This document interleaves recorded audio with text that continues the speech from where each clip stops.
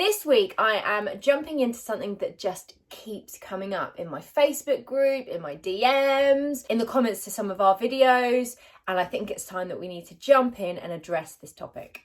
Hello lovely couples and welcome back to my channel. If you're new here, I'm Lauren, wedding planner and owner of Bluebird Creative.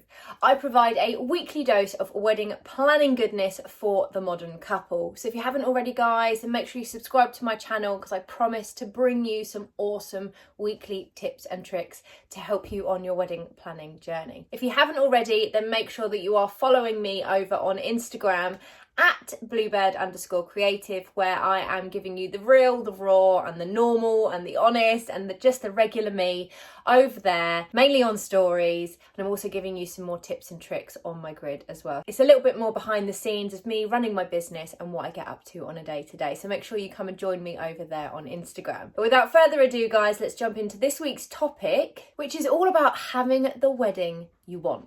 Let's go. Okay guys, so having the wedding you want, I've got 5 tips for you to help you have that wedding that you have totally dreamed of. And the first one is to remember that you do you guys, okay? That is just so important. It's your day, okay? And this is where I find that people struggle and have the most turmoil within their planning.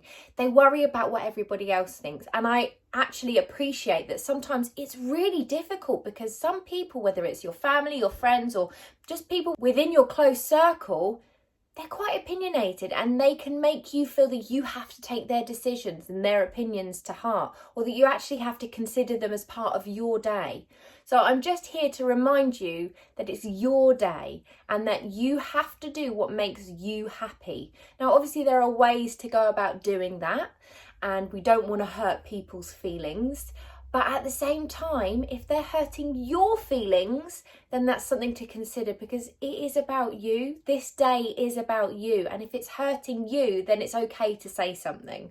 I'm reading an amazing book at the moment, which I'm not going to actually completely share the title with you because I don't think YouTube would appreciate that because there's an F-bomb in it. But essentially, the book is called The Life-Changing Magic of Not Giving an F. Okay, and I'm here for some of the book. I'm taking what I want from it, but essentially the moral to it is to not give away too much of your energy and to do what makes you happy. And I think that's what we're kind of talking about here with your planning. Do what makes you happy, and if somebody is giving you their opinion and it's not making you happy, then don't be afraid to say something. We don't have to go about it in a way that's going to upset people or that's nasty, but it's okay to say something because it's your day, okay? So it's okay to consider people's opinions, but just remember at the end of the day, it comes down to what makes you happy because it's your wedding day. Some ways to go about that is to just make sure that you're having clear and open conversations with your family and friends, letting them know what's important to you on your wedding day, what's going to make you happy and what you essentially want. I think by having those clear and open conversations, you'll be surprised at how people can come round to your way of thinking, whether that's you wanting a smaller wedding and not wanting to have lots of people there, whether you don't want to follow some of the traditions, whatever it might be. If you're open and you're honest and you're clear with your communication, you might be surprised with how people react. So let's move on to number 2, which is choosing your right team. Now, when I say that, I mean your bridesmaids, your groomsmen, and so on.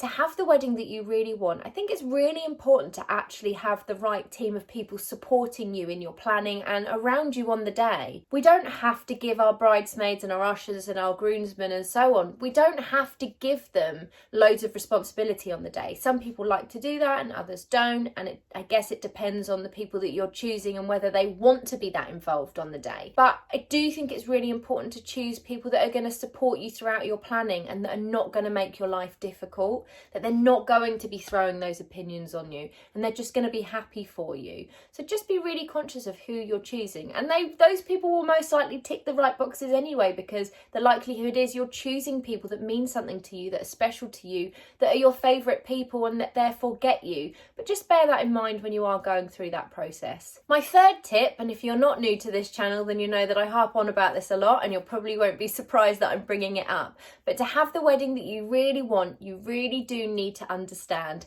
your budget. Okay, guys, it's really, really important, because you might have these visions and these ideas for your wedding day and then realise that they perhaps don't fit your budget, but you might not realise until later on down the line, and then there's going to be that crushing disappointment, and you do not want that crushing disappointment on your wedding day. So really understand your budget before you start anything. I'm going to link one of my videos that takes you through the first few steps of your wedding planning up here, so that you can make sure that you are not missing out on any crucial steps, especially understanding your budget. Once you understand your budget, you're then going to know what you can afford and whether that matches up with the visions that you've got. And if it doesn't, perhaps you might decide to have a longer engagement so that you really can have the wedding you want, because you're going to have longer to save. So again, just really think about that. The budget has an impact on everything, and a little bit longer on the engagement could be the key to having everything that you want for your wedding day. I'm going to move on to tip 4, which kind of links in with budget and having what you want in your day, obviously, because that's the title of this video. And that's choosing the right supplier team. Don't trip up and just book the first person that's available or the first person that you find. Really do your research. And for example, if it's for a photographer, don't just pick a photographer because the venue recommended them or your friend had them. Make sure they fit with what you want. Can they create the images that you want? Do they edit their photos in a style that you love?